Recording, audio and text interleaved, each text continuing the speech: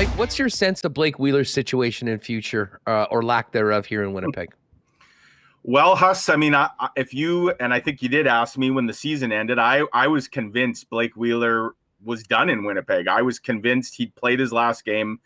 And one way or the other, whether it was a buyout or a trade, we weren't going to see him in a Jets jersey again. I'm not saying that still won't happen. I think I've gone from maybe 95% certainty that Blake Wheeler's finished to more like 50-50. And part of that is what keeps happening with Blake Wheeler in this organization. They nominated him for the King Clancy.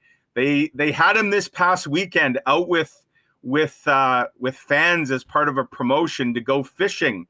He's playing in the Manitoba Open as the team representative in August. And, you probably saw last week, they announced a new contest for next season with Blake Wheeler. It's like spend a game day with Blake Wheeler. Of all the players that you could have as part of that promotion, the fact that it's Blake Wheeler, and sure, players subject to change is probably written in the fine print somewhere. But if the Jets are really moving on from Blake Wheeler, they have a really funny way of sending out the signal that is happening. They look like an organization that, I mean, is absolutely embracing Blake Wheeler and all that he's done. I don't know, Huss, maybe a 3-year extension is just around the corner. Say, yeah, you want some drama on July 1st? Though Jets are re-signing Blake. Needless to say, I don't expect that. And I do understand how difficult it is to move off from him just because of his salary and where he's at. Some will tell you that there should be a market out there for a guy that can maybe get you 50 points on a $4.5 million salary if the Winnipeg Jets can eat that. The other possibility is a buyout, which costs a little bit more, spreads the cap hit over the two. And listen, if the team wants to do right by Blake for everything that he's done here in Winnipeg, which I can totally understand, I mean, maybe doing it that way and allowing him to go wherever he likes at potentially a lesser spot to give him a better chance to win might be in the cards as well. It is a little curious, though, considering everything that we've heard, even to the extent that Darren Drager, who's got a pretty good line into Chevy's office, suggesting that he's hearing rumors of a buyout last week. I'd never heard Drager mention that before at any point talking about Blake, and that did catch my attention. But at the same time, it does fly in the face of some of the other things that we're seeing. And, I mean, it can't be understated the fact that I think this organization would prefer not to be paying guys big money to ply their trade elsewhere, regardless of whether it's a buyout or taking in a big amount of salary. I'll say this, for any complaints one might have about True North and the Jets organization, I think without question, this is a classy organization that treats people the right way, and it's part of the MO that they have.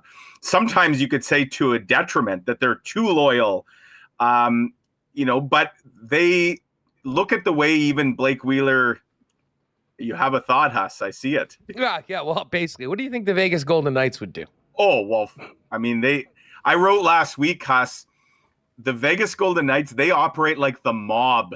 They are just cold, calculated, at times cruel. That saying, it's a business? It is a business. It is. So they run their shop like the mob. And I wrote in the same piece that the Jets run their shop sometimes like a mom and pop operation. And look where that cold, ruthless approach has gotten the Vegas Golden Knights. They had a parade the other night, and all quite the scene on the Vegas Strip. But back to the Jets. I mean, if they're going to buy Blake Wheeler out, I have no question that they will do it in a classy way. And we saw it even when Blake Wheeler had the captaincy removed. At least publicly, everything that got said from Blake Wheeler to Rick Bowness on down to Kevin Cheveldayoff, everybody handled that with class.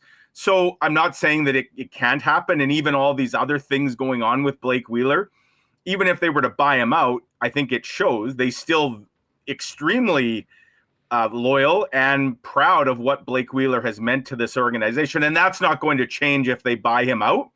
I suspect they would delicately stick handle around the situation. So it may happen. I think the clock on that is ticking. Well, yeah, as let's well. talk about that time.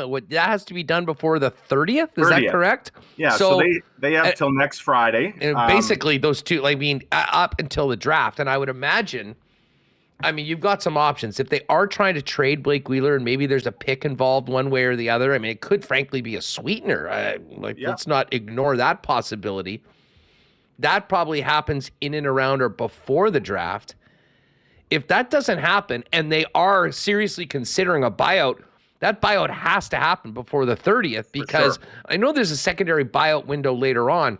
I think only if there's arbitration involved. Yeah. Okay. But here's the thing. If they want to do right by Blake and they are not able to trade him and, you're actually going over the buyout, he's got to be able to see what's out there on the 1st of July. And, that's the way. So, I mean, I guess if we're having this conversation on the 1st of July and Blake Wheeler's still a member of the Winnipeg Jets, we'll have to figure that out. And that's another thing that would be for Rick Bowness to figure out how he's going to navigate those waters.